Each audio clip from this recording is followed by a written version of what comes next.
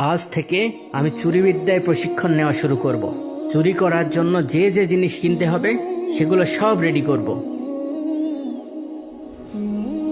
ব্যাস, প্রশিক্ষণ নেওয়া হয়ে গেছে।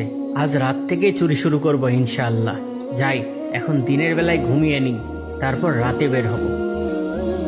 নিশ্চয় সবাই ঘুমিয়ে গেছে। চারিদিক কেমন নিশ্চুপ।